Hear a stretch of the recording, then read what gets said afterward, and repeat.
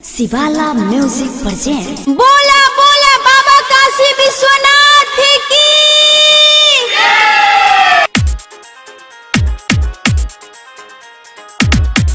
माँ दहला recording studio, किसान चौक, सुपौल।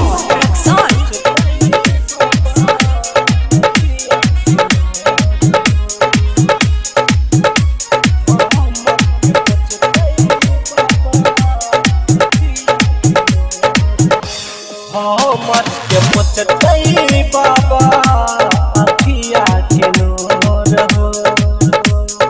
हमर के पुछतई बाबा अखिया के नूर हो। सबके बटै छा बाबा गारी घर हो। हमर के पुछतई बोला अखिया के नूर हो। हमर के पुछतई बाबा अखिया के नूर हो। डीजे मनीष रक्सौल। माँ दहला रिकॉर्डिंग स्टूडियो, किसान चौक, सुपौल।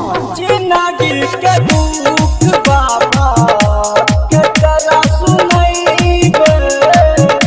देख देख हंसैया जवान के करो न कोई ये।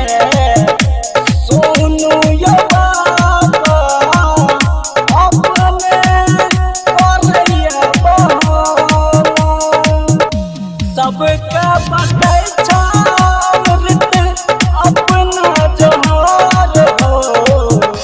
हमर के पुछतई बोला अखिया के नूर हो। हमर के पुछतई बाबा अखिया के नूर हो। बोला बोला बाबा काशी विश्वनाथ की। डीजे मनीष रक्सौल।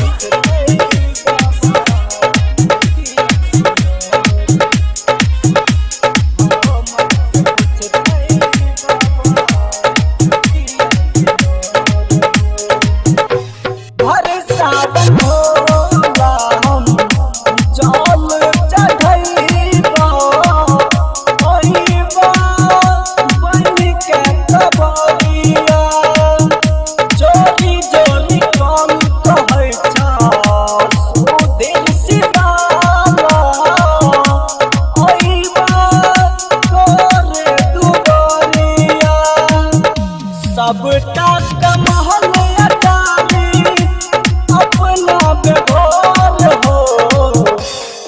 हमर के पुछतई बाबा अखिया के नूर हो। हमर के पुछतई बोला अखिया के नूर हो। माँ दहला रिकॉर्डिंग स्टूडियो, किसान चौक, सुपौल।